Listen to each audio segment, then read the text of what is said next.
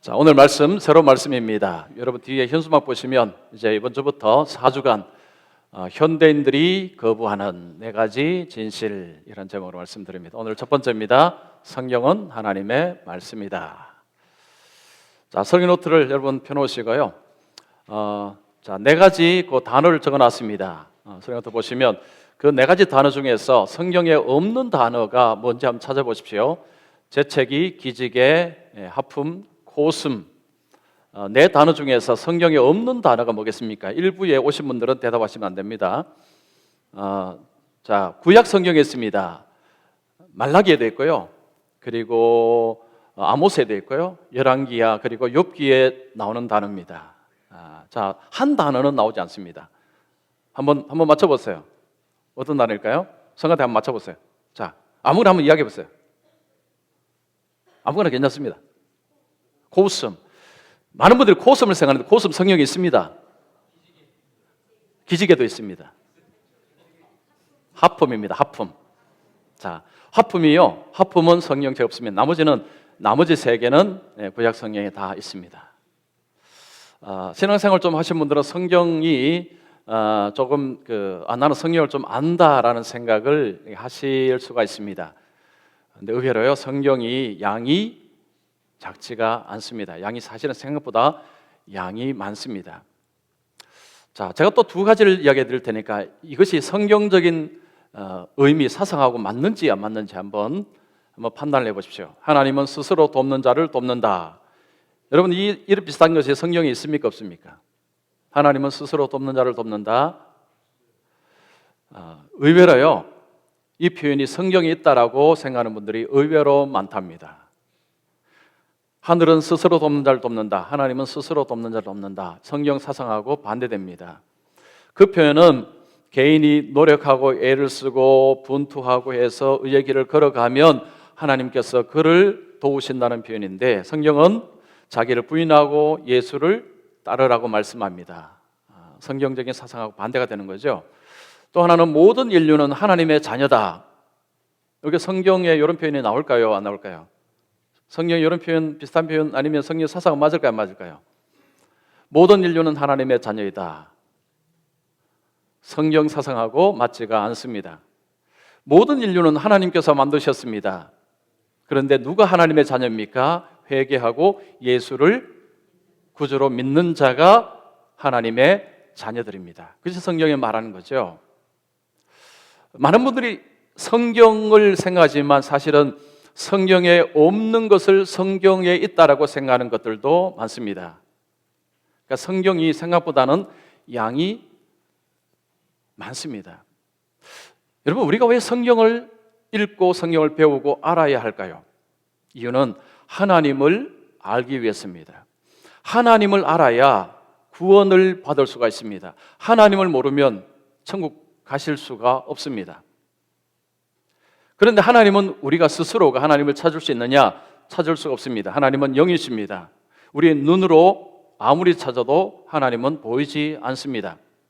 하나님을 만나는 길은 하나님이 자신을 계시하실 때, 자신을 드러내실 때 하나님을 알 수가 있습니다. 하나님은 2가지 방식으로 자신을 드러내십니다. 첫 번째는 만물을 통해서, 피조물을 통해서, 하나님이 만드신 이 피조계를 통해서 하나님의 능력과 하나님의 존재를 드러내십니다. 여러분, 저 우주를 보십시오. 하늘을 보시면 하늘의 별들을 보시고, 그리고 이 계절의 순환을 보시고, 꽃을 보시고, 그리고 동물을 보시고, 그리고 옆에 있는 분을 보십시오. 이렇게 아름다운 분이 어떻게 저절로 생겼을까? 하나님의 작품이라는 결론에 도달을 하는 것입니다. 이것이 일반 계시입니다. 만물을 통해서 하나님이 자신을 드러낸 것이 일반 계시입니다. 로마서 1장 21절에 가면 저희가 핑계하지 못할지니라 말씀이 있어요. 나는 하나님 몰랐습니다. 이것이 핑계거리가 되지 않는다는 것입니다. 또 하나는 이 특별 계시입니다. 자, 성경을 통해서 하나님은 자신이 누구시고, 하나님이 무엇을 하셨으며 무엇을 원하시고 무엇을 미워하시는지 하나님은 성경을 통해서 그것을 드러내십니다. 우리가 성경을 통해서 하나님은 어떤 분이신가를 구체적으로 알 수가 있습니다. 이것이 특별 계시입니다. 일반 계시는 하나님의 살아계심과 하나님의 능력은 알 수 있지만 하나님이 구체적으로 어떤 말씀하셨는지, 하나님이 어떤 일을 하셨는지, 하나님이 무엇을 좋아하시는지는 알 수가 없습니다. 그것은 특별 계시를 통해서만 알 수가 있습니다. 자, 우리가 성경을 통해서 하나님을 알 수가 있는데, 성경에서 하나님을 알기 위해서는 한 가지 전제가 있어야 됩니다. 그 전제가 뭐냐면 성경이 반드시 하나님의 말씀이어야 한다는 전제가 있어야 가능합니다. 자, 오늘날 세상은 성경은 사람이 쓴 책이라고 이야기합니다. 자, 성경이 사람이 썼기 때문에 오류가 있다고 이야기합니다. 그러면 그 성경을 통해서 하나님을 만날 수가 있을까요, 없을까요? 못 만납니다. 오류가 있는 책을 통해서 어떻게 하나님을 만날 수 있습니까? 이 사람이 하는 말이 다르고 저 사람이 하는 말이 다른데 어떻게 하나님을 알 수 있습니까? 그것은 불가능합니다. 우리가 성경을 통해서 하나님을 만나기 위해서는 반드시 성경이 오류가 없는 완전한 하나님의 말씀이어야 합니다. 거기서 무너지면 기독교는 무너집니다. 하나님은 알 수가 없습니다. 우리가 가진 성령이 100% 하나님의 말씀이어야 합니다. 자, 그러면 이 성경이 하나님의 말씀이라고 말할 수 있는 이유는 뭐냐? 제가 오늘 세 가지로 말씀드립니다. 이 세 가지를 여러분 꼭 기억하시면 좋겠습니다. 자, 첫 번째는 성경은 하나님께서 지으셨기 때문입니다. 성경의 저자는 하나님이십니다. 자, 오늘 읽은 말씀에 모든 성경은 하나님의 감동으로 된 것으로, 이런 말씀이 있습니다. 하나님의 감동, 이 감동이라는 표현은 이 원어를 추적하면 호흡이라는 표현입니다. 호흡. 하나님의 호흡으로 성경을 만드셨다는 것입니다. 자, 이 호흡이라는 것을 좀 이해하기 위해서 우리가 창세기 2장 7절로 한번 가보겠습니다. 창세기 2장 7절 가면 여호와 하나님이 땅의 흙으로 사람을 지으시고 생기를 그 코에 불어넣으시니 사람이 생명이 된지라. 하나님께서 사람을 흙으로 만드시고 그 코에 호흡, 생기를 불어넣으시니까 살아있는 존재가 되었습니다. 바로 거기서 생기를 불어넣으시는 것이 여기서 말하는 감동함으로, 그리고 호흡하다는 의미입니다. 자, 이것만 들었어도요 잘 감이 오지 않습니다. 뭐 하나님의 호흡이다, 생기를 불어넣으셨다. 조금 더 이해를 하기 위해서 사도행전 4장 25절 말씀, 거기 보시면 주의 종 우리 조상 다윗의 입을 통하여 성령으로 말씀하시기를 어찌하여 열방이 분노하며 족속들이 허사를 경영하였는고. 자, 그 말씀 나오죠. 거기에 다윗의 입을 통하여 누가 말씀했습니까? 성령으로 말씀하셨다라고 이야기합니다. 자, 어찌하여 열방이 분노하며 족속들이 허사를 경영하였는고. 그 표현은 시편 2편 1절의 말씀입니다. 우리가 시편 2편 1절을 읽으면 다윗이 이 말을 한 것으로 알 수 있습니다. 그런데 신약에 오니까 그것을 이야기한 사람은 성령님이라는 거죠. 성령님이 다윗의 입을 통해서 말씀을 하셨다는 것입니다. 자, 그러면 혹시 이런 것일까요? 성령께서 다윗에게 입 벌려, 그리고 우물우물해, 그러면 뒤에서 성령이 쫙 말씀을 하신 것일까요? 자, 하나님께서 이제 적을 테니까, 부를 테니까 받아 적으라, 그래서 사람들이 막 받아 적은 것이 성경이 되었을까요? 아닙니다. 그렇지는 않습니다. 뭐 그런 비슷한 것들이 성경에 있긴 있지만 대부분은 그렇지 않습니다. 여러분, 성경을 보시면 베드로가 쓴 문체가 다르고 바울이 쓴 문체가 다릅니다.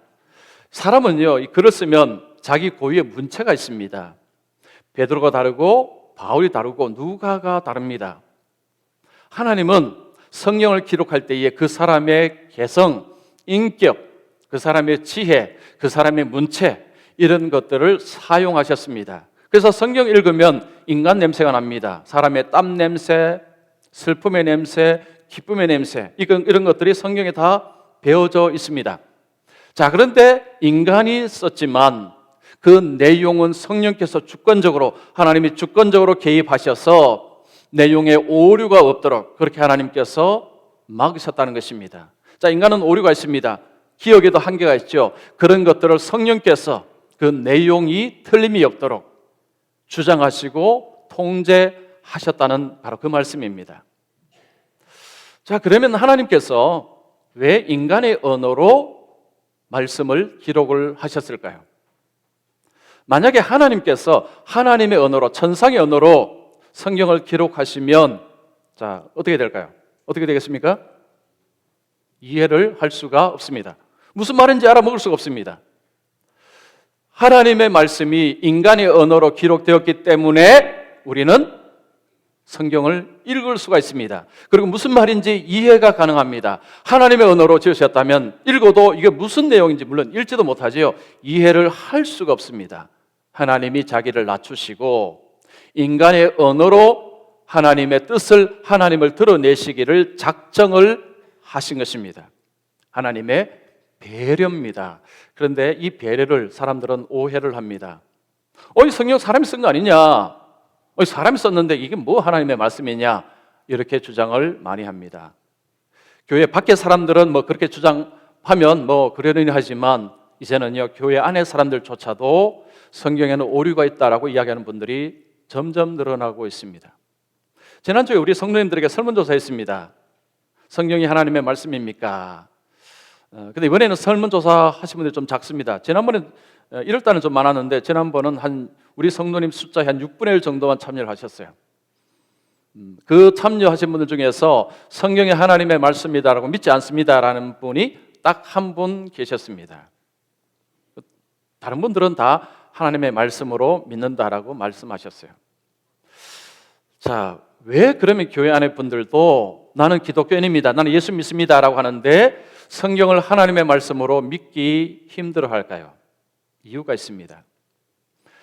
자, 가나안 성도를 어떻게 이해할 것인가라는 책에 보면 한 40대 남성이 자기의 경험을 이렇게 쓴 글이 나옵니다. 자, 이분을 보면 왜 힘든지를 이해할 수가 있습니다. 이분은 40대 남성입니다. 사업을 하는 분입니다. 어릴 때부터 교회를 다니고 신앙생활을 했습니다.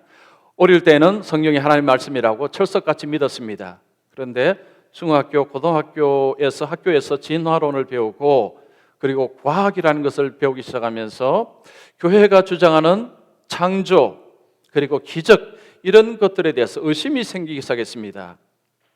과학적인 것으로 볼 때는 창조도 믿을 수 없고 그리고 기적이라는 것도 받아들일 수가 없었습니다. 그래서 이분이 마음속에 기적은 우연히 일어난 사건이다라고 생각을 하기 시작합니다. 그러면서 그 이후에 자라면서 교회를 떠났습니다. 이분은 교회가, 특히 목회자가 성경은 100% 하나님의 말씀이다라는 부분에 절대로 동의할 수 없었다는 거죠. 그것은 억지 주장이라고 생각하고 너무 과한 주장이라고 생각을 해서 더 이상 교회 안에 머무를 수가 없었습니다. 왜냐, 그런 설교를 들을 수가 없었기 때문입니다. 이분은 생각합니다. 나는 기독교인이다. 여전히 나는 기독교인이고 나는 하나님의 살아계심을 믿는다고 이야기합니다. 그 하나님 앞에 기도하고 있다라고 이야기합니다. 사업을 하면서 정직하게 하고 바르게 하려고 하고 있다라고 이야기합니다. 삶이 중요하지 성경의 모든 것을 믿는 것이 중요한 거냐? 그렇지는 않다라고 생각한다라는 이야기를 했습니다. 요즘 우리나라에도 이런 분들이 점점 많아지고 있습니다. 여러분 주위에 교회를 다니다가 어릴 때 교회 다니는 나중에 교회를 다니지 않는 분들이 있을 것입니다. 그분의 이야기를 들어보세요. 왜 교회를 나가지 않습니까? 그 비슷한 이야기를 합니다. 교회가 말도 안 되는 이야기를 주장하기 때문에. 어릴 때는 믿었지만 이제는 거기에 더 이상 속지 않는다라고 생각을 하는 것입니다. 자, 성경은 하나님의 말씀이다라는 것을 우리가 믿는 것이 너무너무 중요합니다. 성경은 하나님의 감동으로 되었기 때문에 이 성경은 하나님의 말씀이다 라고 믿을 때에 우리의 삶이 어떻게 달라지겠습니까? 자, 여러분 성경을 어떻게 대우하십니까? 성경 가지고 오지 않은 분들도 계시죠? 그러면 책상 위에 있습니까? 아니면 차 위에 있습니까? 그냥 가만히 모셔두십니까? 너무 귀해서 그냥 모셔두십니까? 자, 시편 119편 105절 같이 읽겠습니다. 주의 말씀은 내 발의 등이요 내 길의 빛이니이다. 그 오타가 있습니다. 내 길의 빛이니이다. 성경은 뭐라고 했습니까? 내 발의 등이요 내 길의 빛이니이다. 그러면 빛은 우리가 이불 속에 넣습니까? 책상 속에 넣습니까? 아닙니다. 빛은 드러냅니다. 빛이 비춰져야 바르게 갈 수가 있습니다. 성경은 우리의 발의 등이요 우리의 삶에 우리의 길의 빛입니다. 성경은 가만히 놓고 있는 자에게는 아무런 역할을 하지 않습니다. 그러나 그 책을 펴서 그 책을 읽고 공부하는 자에게 삶의 등이요 빛이라는 것입니다. 성경이 하나님의 말씀이라고 믿으신다면 성경을 얹어놓지 마시고 펴서 읽고 공부하시고 묵상하십시오. 자, 그 다음에 두 번째 이유가 있습니다. 자, 성경은요 오랫동안 쓰여졌는데 같은 주제로 쓰여져 있기 때문입니다. 성경은 1600년 동안이라는 긴 세월 동안 쓰여졌습니다. 그리고 40명여 명의 사람들이 썼습니다. 이 직업을 보면요 왕도 있고 솔로몬 왕이 있죠, 세리도 있습니다. 그리고 어부도 있고요, 목자도 있습니다. 선지자도 있습니다. 모세 같은 사람은 왕궁에서 최고의 교육을 받았습니다. 베드로 같은 사람은 어부입니다. 교육을 제대로 받지 못했습니다. 문화권도 다릅니다. 1600년 동안 서로 다른 문화권에서 사는 사람들이 같이 모여서 의논한 것처럼 창세기부터 요한계시록까지가 같은 주제로 쓰여져 있다는 것입니다. 그 주제가 무엇입니까? 예수 그리스도이십니다. 자, 요한복음 5장 39절 찾으셨죠? 읽습니다. 시작. 너희가 성경에서 영생을 얻는 줄 생각하고 성경을 연구하거니와 이 성경이 곧 내게 대하여 증거하는 것이니라. 자, 거기 보면 너희가 성경에서 영생을 얻는 줄 생각하고 성경을 연구하거니와 이 성경이 곧 내게 대하여 증거하는 것이니라. 여기서 말씀하신 성경은 구약 성경을 말합니다. 창세기부터 말라기까지 구약 성경은 예수님에 대해서 이야기하고 있다는 것이 예수님의 말씀입니다. 자, 그 긴 시간 동안 우리가 요한계시록까지 넓혀보겠습니다. 그 긴 시간 동안 한번 모여서 협의를 한 것도 아니고 그건 불가능한 것이죠. 그렇게 다른 세월 동안 다른 직업을 가진 사람들이 썼는데 어떻게 한 주제로 쓸 수 있느냐? 그건 불가능합니다. 그 상식적으로요, 그건 있을 수가 없는 일입니다. 같이 모여서 협의하지 않았다면 그런 일이 일어날 수가 없습니다. 그건 뭘 의미합니까? 저자가 한 분이라는 거죠. 하나님이 저자라는 것을 의미하는 것입니다. 자, 우리가 성경을 창세기부터 요한계시록까지 쭉 읽어나가면 일관된 하나님의 모습을 알 수 있고 일관된 성경의 사상을 발견할 수가 있습니다. 자, 그런데 성경 읽으면서 이렇게 의문이 가진 게 있습니다. 저도 옛날에 얘가 가진 의문입니다. 자, 이런 의문 가진 분들이 좀 계실 것입니다. 자, 좋습니다. 성경은 다 일관된 이야기하는 것은 성경 읽어보면 그건 금방 드러나는 것이니까 그건 동의하겠는데, 그런데 성경에 나오는 이야기가 진짜인지 어떻게 할 수 있을까요? 자, 예수님께서 수고하고 무거운 짐진 자들아 다 내게로 오라 내가 너희를 쉬게 하리라. 그 예수님 말씀하시는지 어떻게 아십니까? 어떻게 아세요? 증거를 대보세요. 여러분, 이런 의심을 가진 분들이 많습니다. 저도 이런 의심을 한때 가졌습니다. 제가 목사의 아들이지만요, 저도 의심할 거 다 해봤습니다. 그게 예수님 말씀하신 거 어떻게 알 수 있습니까? 본질적인 의문에 들어가면요, 여기서 들어가면 이제 여기서 이 문제를 풀어야 됩니다. 누가복음 1장 1절부터 3절까지 한번 같이 같은 목소리로 같은 톤으로요. 시작.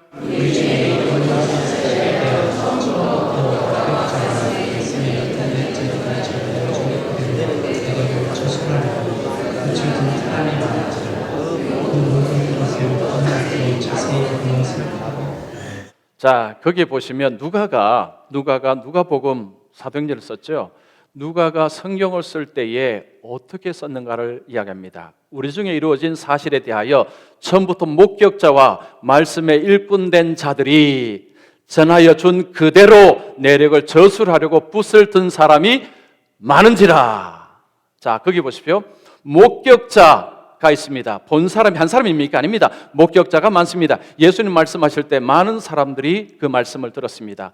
목격자들이 그 글을 쓰려고 붓을 들고 있었다는 것입니다. 자, 누가는 뭐라고 이야기합니까? 그 모든 것을 근원부터 자세히 미루어 살핀 나도 데오빌로 각하에게 차례대로 글을 써서 보내는 것이 좋은 줄 알았노니. 자, 누가복음을 쓸 때에 한 사람 말 듣고 덥석 쓰지 않았습니다. 여러 사람과 자신의 본 것, 그리고 사람들의 목격담을 가지고 꼼꼼히 써내려갔습니다. 히브리인들이 성경 쓸 때요, 대충 안 썼습니다. 그들이 그걸 쓸 때에 그냥 허투루게 쓰지 않았다는 것입니다. 신약 성경이 언제 쓰여졌느냐? 원본은 지금 발견이 되지 않습니다. 사본들이 발견됩니다. 사본들을 보면 사람들은 예수님 죽고 난 뒤 200년, 300년 뭐 이런 이야기 하죠. 아닙니다. 이 초기 60년, 50년, 40년대, 즉 예수님과 동시대 사람들이 살아있을 때에 성경이 이미 그때 쓰여졌습니다. 신약 성경. 자, 그러면 어떤 글을 썼습니다.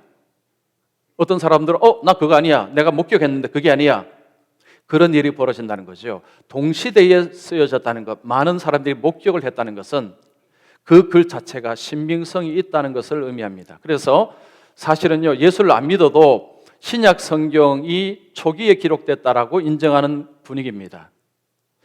다른 종교의 이 경전은요, 그렇지 않습니다. 이 불교만 해도요, 붓다가 죽고 난 200년 뒤에 썼습니다. 여러분, 성경을 읽을 때에 성경은 역사를 굉장히 강조합니다. 언제 다윗이, 모세가, 욥이 이 역사 기록을 꼼꼼히 이야기합니다. 왜냐?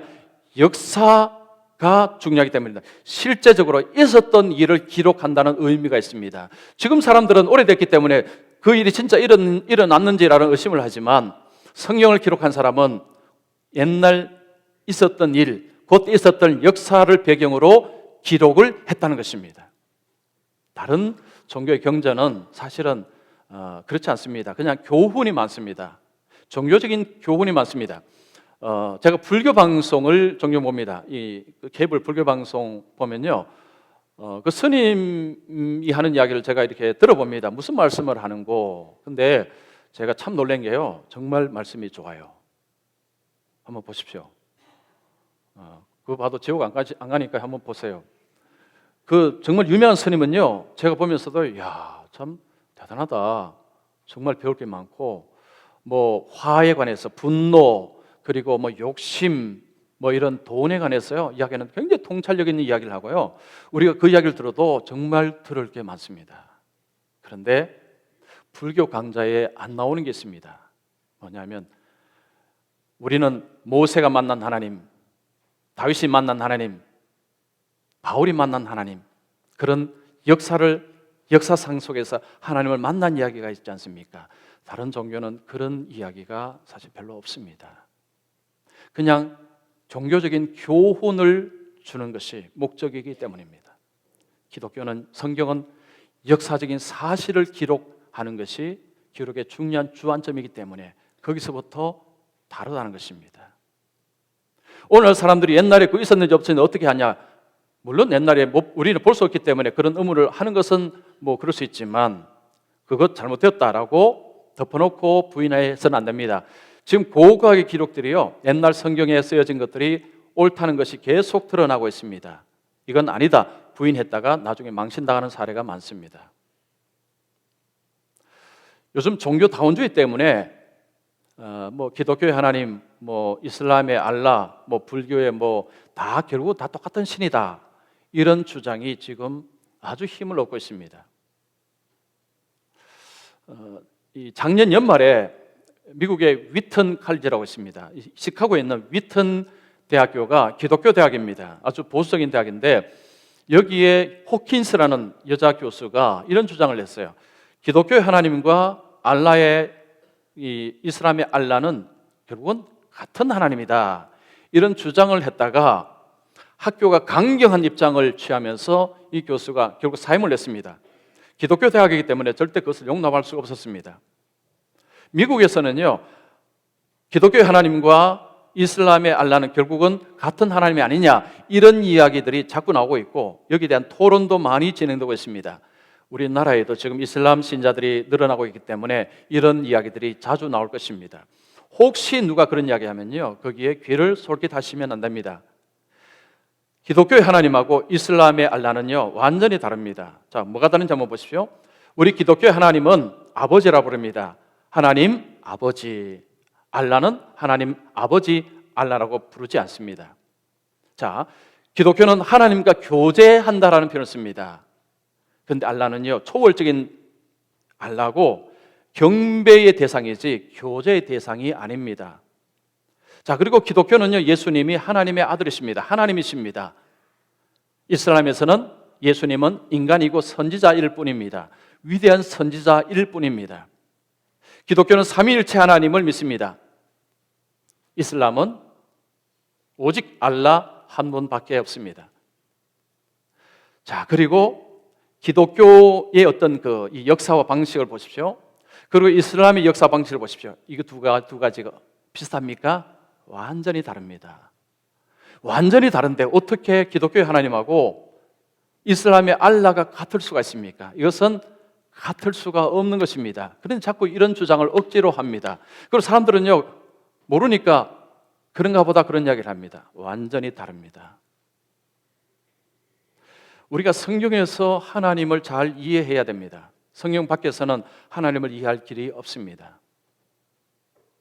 성경을 통해서 창세기부터 요한계시록까지 일관된 하나님을 우리가 잘 아셔야 하나님을 제대로 믿을 수 있습니다. 그런데 하나님을 제대로 알지 못하면 신앙생활은요, 하나님을 아는 만큼 신앙생활은 합니다. 즉, 하나님을 어떤 분은요, 하나님은 굉장히 두렵다고만 생각하는 분이 있고, 어떤 분은 하나님 내가 잘못해도 무조건 용서해 준다고 생각하는 분이 있습니다. 양극단입니다. 균형을 잃어버렸습니다. 우리가 하나님을 알기 위해서는요, 요한계시록부터 창세기까지 거기에 나타난 하나님을 균형 있게 쫙 아셔야 자녀가 하나님이 누구야 물을 때도 제대로 설명해 줄 수 있고, 그리고 내 스스로가요, 예수를 제대로 믿을 수 있습니다. 하나님을 단편적으로 알면 그 믿음대로 믿을 수밖에 없습니다. 자, 그 다음에 세 번째는 성경에 순종할 때 하나님께서 복을 주시기 때문입니다. 성경이 사람이 쓴 책이라면 하나님이 복을 주실 이유가 없습니다. 자, 오늘 본문에 모든 성경은 하나님의 감동으로 된 것으로 교훈과 책망과 바르게 함과 의로 교육하기에 유익하니, 유익하다는 말은 복되다는 의미죠. 자, 교훈은 뭐냐 하면 성경은 우리에게 눈에 보이지 않는 것을 이야기합니다. 천국과 지옥과 구원과 영생과 하나님과 그리고 성령과 예수 그리스도를 이야기합니다. 그런 진리를 우리에게 가르치시는 것이 교훈입니다. 책망은 우리는 죄인이기 때문에 자꾸 이탈합니다. 즉 죄를 짓고 자꾸 나가죠. 우리를 책망하고, 그렇게 하면 죄고 그것은 죽음의 길이다. 우리를 책망하고 바른 길로 우리를 자꾸 세웁니다. 바르게 합니다. 그리고 의의 길로, 구원의 길로 계속 걸어갈 수 있도록 하나님 우리에게 말씀으로 계속해서 교육을 해 나가신다는 것입니다. 그래서 예수를 믿게 되고 성경을 읽게 되고 성경을 배우게 되면 의의 길로 계속해서 구원의 길로 걸어가게 된다는 말씀입니다. 성경을 우리가 가지고 읽고 배우고 나갈 때에 우리의 삶 속에 하나님께서 이런 복을 주신다는 거죠. 근데 이 복은 손에 좀 이게 잘 안 잡힙니다. 복이라 하면 뭔가 좀 눈에 확 좀 띄어야 되는데 뭔가 좀 이게 좀 손에 좀 잘 안 잡히죠. 제가 손에 좀 잡히도록 말씀드리겠습니다. 출애굽기 19장에 가면 이스라엘 백성들이 출애굽을 해서 시내산에 도착합니다. 거기에 하나님과 언약식을 합니다. 언약식은 쉽게 말하면 결혼식입니다. 꼭 그건 아니지만 비유를 들자면 결혼식 비유를 들 수 있습니다. 한 남자와 한 여자가 만나서 법적으로 서로 관계, 아내와 남편이 되는 것이 결혼식이죠. 마찬가지입니다. 이스라엘 백성들이 지금 포로 생활에서 나왔지만 하나님과 관계가 법적인 관계가 아닙니다. 그래서 하나님이 법적인 관계를 세웁니다. 나는 너희 하나님이고 너희들은 내 백성이다. 이것을 공식적으로 관계를 맺는 식이 언약식입니다. 그것이 출애굽기 19장에 나옵니다. 자, 그 언약식은 핵심은 그겁니다. 하나님이 내가 너희들을 보호하고 지켜주고 인도해 줄 것이다. 너희들은 나의 말에 순종을 하라. 이스라엘 백성들이 우리가 예 순종하겠습니다라고 대답을 했습니다. 그것이 언약식입니다. 신명기에 오면 하나님이 맺으신 언약을 다시 갱신하는, 다시 확인하는 그런 작업을 하는 것을 볼 수 있습니다. 자, 하나님과 이스라엘 관계는 이 언약 관계 속에 있다는 것입니다. 자, 이것이 어떤 의미가 있는가 하면 1954년에 맨델홀이라는 사람이, 학자입니다. 이 사람이 귀중한 문서를 하나 발견합니다. 그 문서는 히타이트라는 나라하고 테라혼타사라는 나라 간에 조약을 맺은 기록이었습니다. 그 기록을 가만히 보니까 성경에서 하나님이 하나님의 백성들과 언약식을 맺는 형식하고 굉장히 흡사하다는 것을 알았습니다. 그 나라 대 나라의 조약을 보니까요, 한쪽은 강한 나라고 한쪽은 약한 나라입니다. 강한 나라하고 약한 나라 간의 조약을 맺습니다. 우리나라 역사에도 보면 일본과의 이런 조약 있지 않습니까? 그런데 그 조약들을 보니까 하나같이 공통적인 것이 불평등 조약이었습니다. 즉, 갑의 나라하고 을의 나라가 힘이 강한 자하고 힘이 없는 자가 조약을 맺는데, 힘이 강한 자는 이런 약속을 합니다. 너희 나라에 다른 나라가 공격하면 우리가 군대를 보내서 보호해 주겠다. 자, 그러면 너희가 우리에 대해서 해야 될 것이 있다. 세금을 얼마나 내고 공물을 얼마나 내고 하는 착취에 대한 내용이 들어가 있었습니다. 그래서 그 당시에 나라들 간에 이 종주권 조약이라고 부릅니다. 이 조약을 보니까 불평등 조약이었고, 한쪽이 일방적으로 약한 쪽을 착취하는 것이 조약의 내용이었습니다. 성경에 출애굽기 신명기에 보면 하나님이 이스라엘 백성들과 이 조약을 맺는데, 언약식을 하는데 그 형식 틀이 그 당시에 나라들 간의 조약하고 매우 흡사했습니다. 그래서 학자들이 하나님께서 그 당시에 나라들 간의 조약을 한 것을, 그것을 사용해서 이스라엘 백성들과 조약을 맺었구나, 언약식을 맺었구나 라는 것을 알게 되었습니다. 자, 그러면 하나님이 이스라엘 백성과 맺은 조약하고 그 당시에 갑과 을 간에 맺은 나라 간의 조약하고 뭐가 다르냐? 차이가 있습니다. 자, 그 당시에 갑과 을의 조약은 불평등 조약이라고 그랬죠. 한쪽을 착취하는 조약이었습니다. 자, 그런데 하나님께서는 이 약속하십니다. 내가 너희를 보호해 주겠다, 너희를 지켜주겠다. 이것은 다른 나라들 간의 조약하고 거의 흡사합니다. 그런데 그 다음이 다릅니다.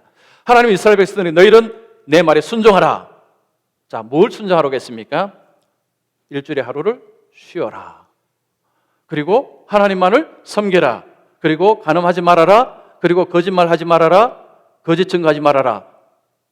이런 요구를 했습니다. 자, 제가 물어보겠습니다. 이거 누구에게 좋은 것입니까? 하나님께 좋은 것입니까? 이스라엘에게 좋은 것입니까? 아직 감이 안 오십니까? 자, 다시 질문 드릴게요. 자, 하나님께서 뭘 요구하셨습니까? 일주일에 하루를 쉬어라. 거짓말하지 말아라. 부모 공경하라. 하나님만 섬겨라. 거짓 증거하지 마라. 이거 하나님께 좋은 것입니까? 이스라엘 백성들에게 좋은 것입니까? 그렇죠. 이거요, 이스라엘 백성들에게 좋은 것입니다. 자, 그들이 애굽 땅에서 노예로 살았습니다. 자, 일주일에 하루 쉬었을까요? 못 쉬었을까요? 대답해 보세요. 쉬었을까요? 불가능합니다. 노예가 어떻게 그렇게 쉴 수 있습니까? 그런데 하나님께서 그들을 부르시고 뭐라고 말씀합니까? 이제 하루 쉬어라. 일주일에 하루 쉬어라. 이게 명령입니다. 그 당시에 나라들 간의 조약하고 하나님 이스라엘 백성들의 조약이 결정적으로 거기가 차이 났습니다. 하나님은 요구를 하셨는데 누구를 위해서? 이스라엘 백성들을 위해서 명령하셨다는 거죠. 자, 여러분 신명기 10장 12절 13절 같이 읽습니다. 자, 시작.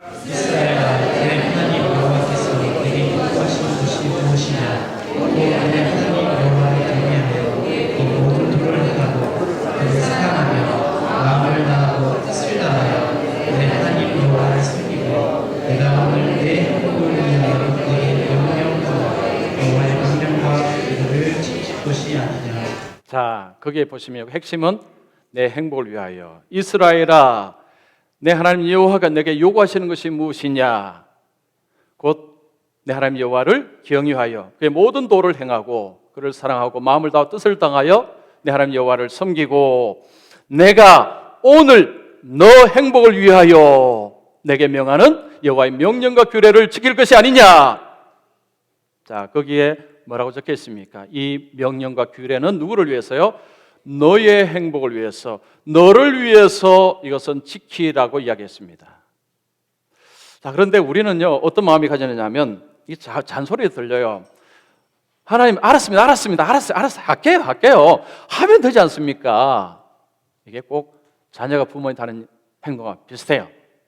부모가 이야기하면 자녀들은 잔소리 얻었습니다. 알았어, 아빠 할게. 제 아들이 그런 이야기 합니다.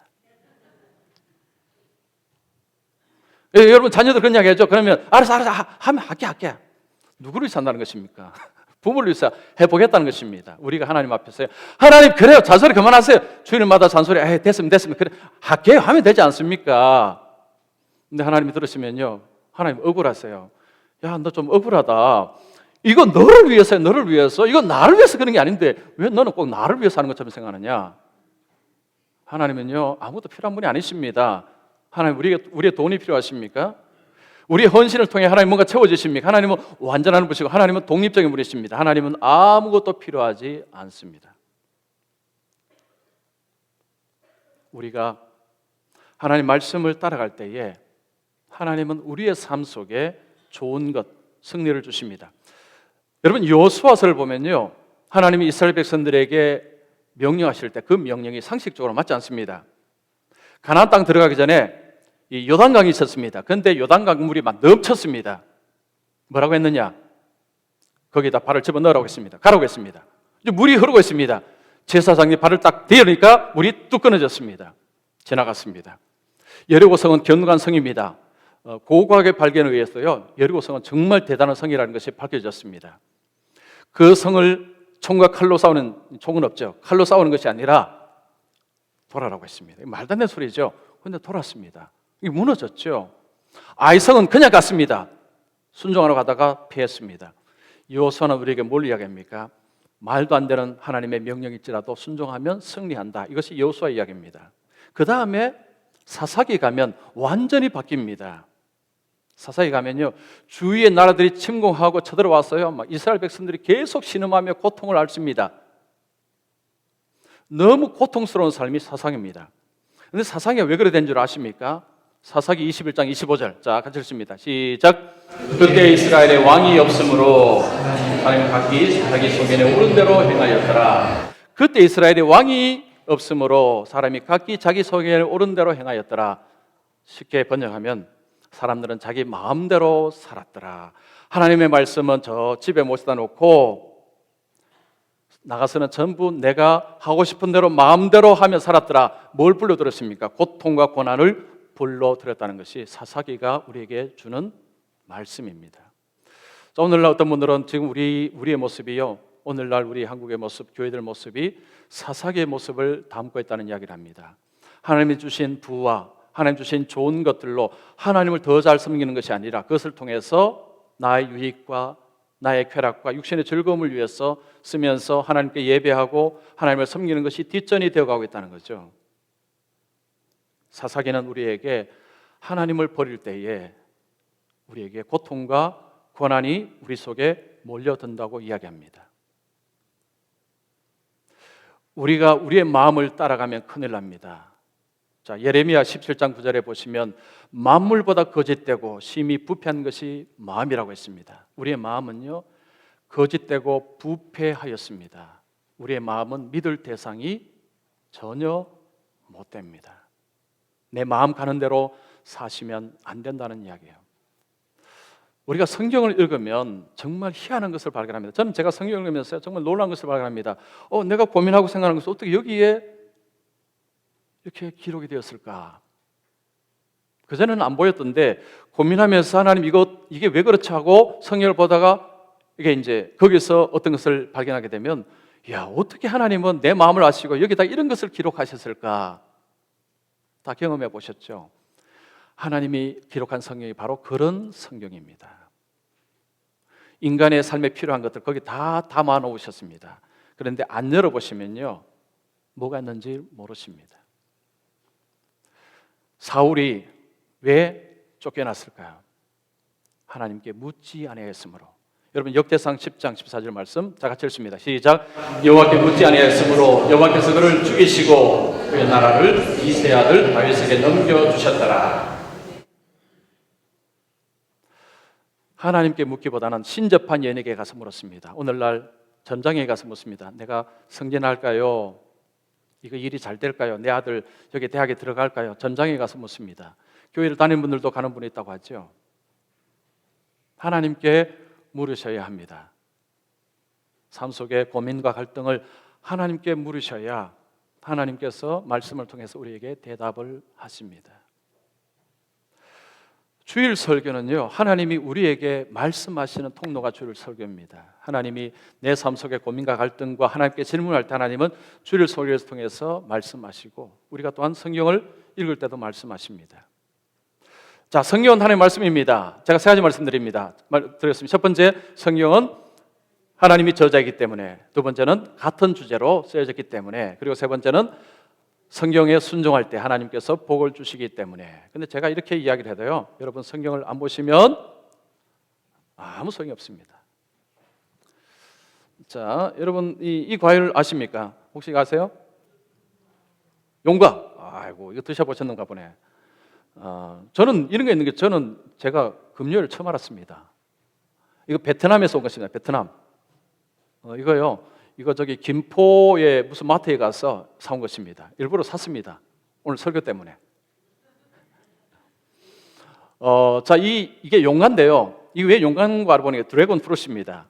이게 매달려 있을 때에 용이 여유주를 물고 있는 듯한 모습이라서 용과라고 부른답니다. 자, 이 당도는 사과보다도 당도가 높고 복숭아보다도 높고 귤보다도 당도가 높답니다. 자, 이것을 먹으면 어디에 좋으냐? 변비 있는 분들 변비에 좋고요. 피부에 좋고. 자, 이 좋은 것을, 그러면 이것이 내게 좋기 위해서 뭐 해야 됩니까? 이거를 잘라서 드셔야 됩니다. 제가 우리 금요일 날 우리 이제 부목사님한테 이거 좀 사오라고 부탁을 하고 인터넷에 제가 이 과일에 대해서 좀 알아봤습니다. 어떤 분이 이 과일의 맛은 어떻게 저떻고 써놨어요. 근데 그걸 본다고 제가 안 먹어봤기 때문에 맛을 모르지 않습니까? 그래서 어제 이제 사온 걸 가지고 우리 교육자하고 어떤 권사님 같이 이렇게 잘라서 먹었어요. 먹으니까 이게 그 맛이구나. 제가 잘라서 먹어보니까 이 맛을 알겠습니다. 성경은 열어서 읽고 공부하고 찾지 아니하면 나하고 아무 상관없습니다. 제가 성경 하나님의 말씀입니다라고 아무리 열변을 통해도 여러분이 집에 가셔서 읽지 아니하시고 공부하지 아니하시면 이거와 똑같습니다. 그냥 이게 보면요, 맛이 전혀 없어 보여요. 이게 뭐가 맛있어 보입니까? 그죠? 이상하게 생겼죠? 똑같습니다. 성경도 열어보셔야 되고 수고하셔야 됩니다. 애를 쓰시고 읽어보시고 공부하시면, 그러면 그 안에 엄청난 것이 있다는 것을 발견하실 것입니다. 그것이 우리에게 복을 주고 그것이 우리에게 엄청난 일을 합니다.